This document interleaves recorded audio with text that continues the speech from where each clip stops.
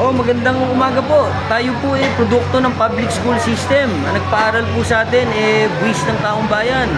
Kaya kahit pa paano po, yun pong puhunan, napakalaking puhunan na binigay sa atin ng taong bayan, gusto po nating ibalik. Kaya po tayo nasa public service, matagal na po na nasa public service. Ang laki po ng utang na loob ko sa ng aking pong pamilya. Lahat po kami magkakapatid.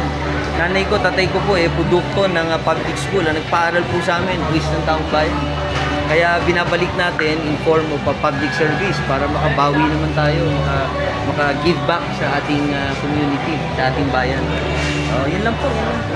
Okay. Kaya tulungan niyo po kami, ipagdasal niyo po kami. Maraming po salamat, mabuhay po ang Los Baños. Thank you. Isang magandang araw po sa inyo. Salamat sa konting interview nito. Siyempre, bakit ako? Ako ay 15 taong lingkod sa ating barangay.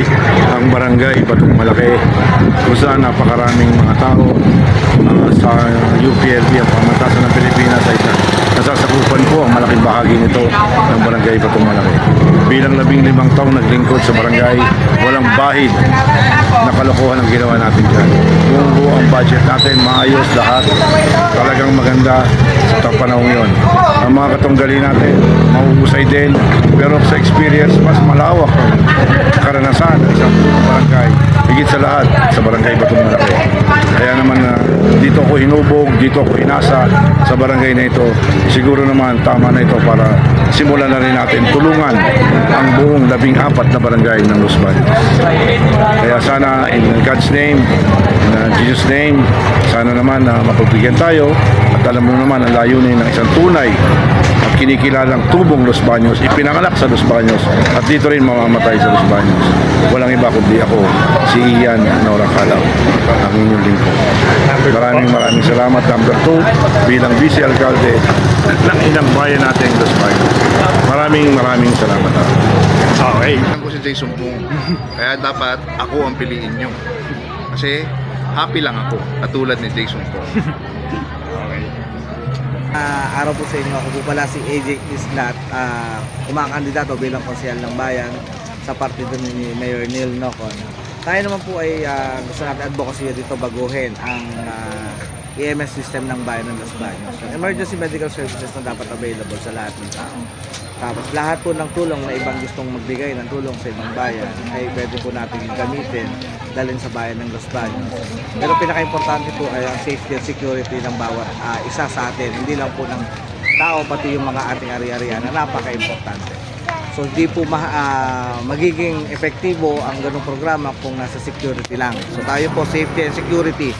Wala pong silbi ang security kung hindi ka safe, kung hindi ka rin po epektibo ang safety kung hindi kayo secured. So yan po dapat ang pinagtutuunan natin ng parehas ng pansin at binibigyang halaga po sa bawat isa at sa ating mga ari-arian.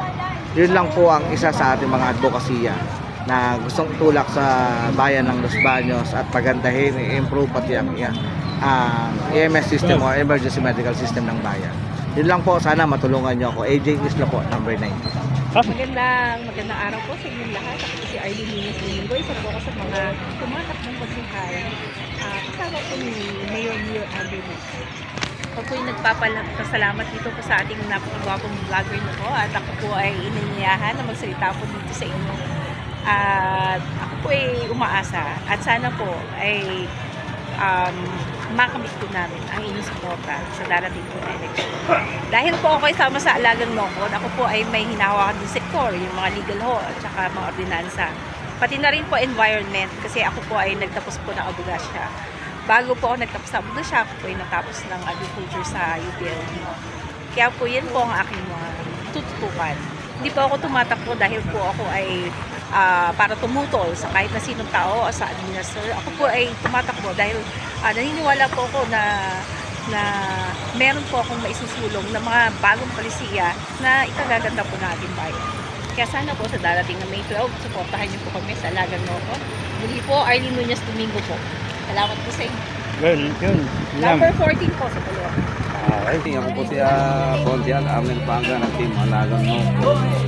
At Sir, po ay tumatakbo bilang konsyal ng bayan kasi under ko po ay tricycle dito po sa ating buong Los Baños.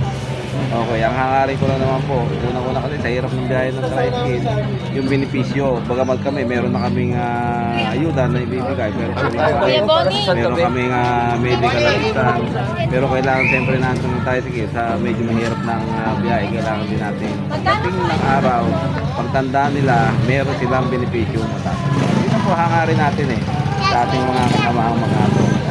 Okay po. Okay, maraming salamat po, Konsi Panga. Yes po. Salamat.